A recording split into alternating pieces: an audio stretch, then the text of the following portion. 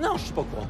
Qui l'a emmené et où? Reddington, on sait jamais où il est, c'est un fantôme. Qui a commandité l'équipe? Non, mais quelle équipe? Écoute, si Reddington était en France, je le saurais. Et je te le dirais. Je te jure.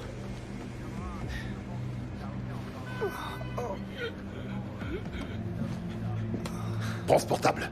Et tu m'appelles si t'apprends quelque chose. Mais pourquoi on l'aurait exfiltré de Paris? Il s'est fait choper par quelqu'un? C'est quoi le problème de Reddington?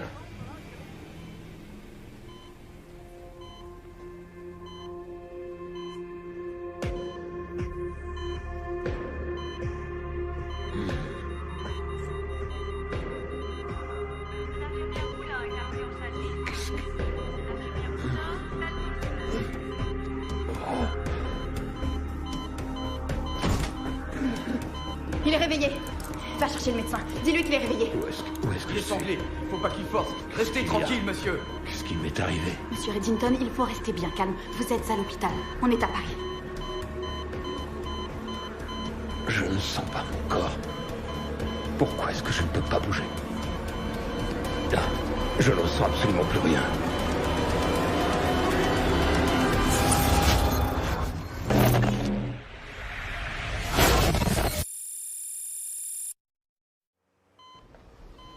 Savez-vous comment ceci est arrivé?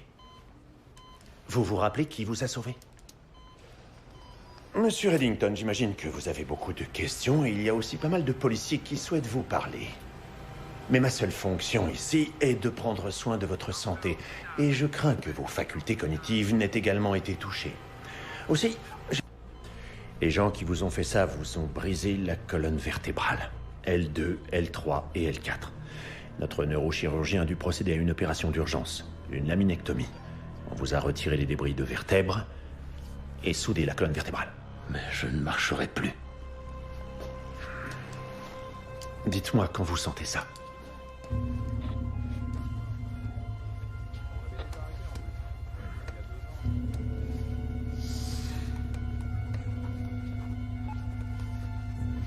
Oui, là.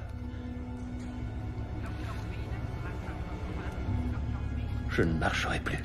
Il nous reste encore de nombreuses analyses et d'éventuelles opérations, mais il faudra beaucoup de temps pour savoir réellement quelles seront les fonctions que vous recouvrerez et dans quelle proportion. Pourquoi je suis bloqué là-dedans? Les patients se retrouvant confrontés à l'immobilité. Donc je suis paralysé. Dans votre état, Je suis paralysé. vous êtes immobile. Et tant que vous êtes immobile, vous êtes exposé à des complications pulmonaires et la position couchée provoque des escarres. Mais en vous soulevant régulièrement, ce système nous permet de prévenir ce genre de désagréments. Est-ce que je remarcherai un jour? Monsieur Reddington, c'est déjà beau que vous soyez en vie. Bon, j'ai fait mon enquête sur toutes les candidatures. Et tu choisirais qui? Madame Doubtfire? Elle a un air rassurant, mais 3 mois de loyer en retard. Et mademoiselle, le bon Dieu sans confession? 2 cures de désintox. Et le mec, alors? 17 PV impayés.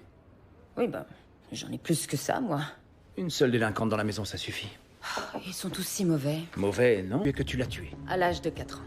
Après sa mort, ta mère, Katarina Rostova, t'a placé en famille d'accueil et a réussi à échapper au KGB, au FBI et à la Kabbale avec l'aide de son ami de toujours, Ilya Koslov, qui s'est fait refaire le portrait pour devenir Monsieur Reddington et récupérer les millions que le vrai Monsieur Reddington ne savait même pas qu'il avait pour financer sa disparition à elle, c'est ça?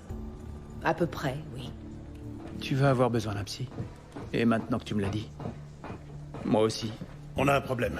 Je viens d'avoir Panna Baker au téléphone. Les Français nient tout en bloc. Pourtant, vous êtes allé à l'ambassade, vous avez parlé à l'attaché. Peut-être qu'il joue la montre, histoire de faire cracher à Reddington tout ce qu'il sait et de nous le rendre le plus tard possible. Quelle que soit leur motivation, les Français ont compris que pour nous, c'était une priorité. Ils vont utiliser cela à leur avantage dans les négociations d'extradition. Mais c'est attaché, Brio. Vous avez dit qu'il était coopératif? Tout à fait. Je vais donc me rendre personnellement à l'ambassade, déposer la demande d'extradition en main propre. Oh, merveilleuse Mila. Vous êtes un véritable rayon de soleil. Vous n'avez pas touché votre repas. Mais quel sacrilège! Comment voulez-vous que j'avale la moindre bouchée de cette bouillie infâme quand je pense aux baguettes fraîches, au chocolat fin et à tous les grands vins qui sont à l'extérieur de ces murs? C'est une torture à laquelle personne ne résiste. Je vous en prie, ôtez votre veste. Asseyez-vous. On a un problème. Dis à Colton qu'on a une urgence. On a perdu le signal.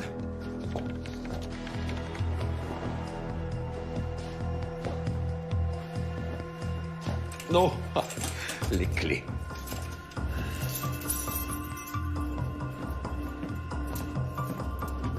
Je vous ai fait venir, capitaine Auban, ou qui que vous soyez, pour vous dire combien j'admirais votre plan. Très ingénieux, exception faite.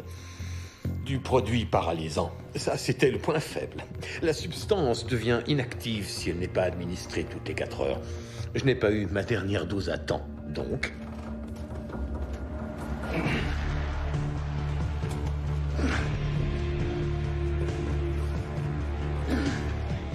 La prochaine fois que vous voudrez me convaincre que je me suis brisé la colonne vertébrale, je vous conseille de me la briser réellement. Mais il a reposé ça, ne me touchez pas! C'est soit une balle dans la tête, soit une seringue dans le bras. Moi, je choisirais la seringue. Qu'est-ce que c'est? De la kétamine. Le même tonique qui m'a fait tomber raide dans la rue.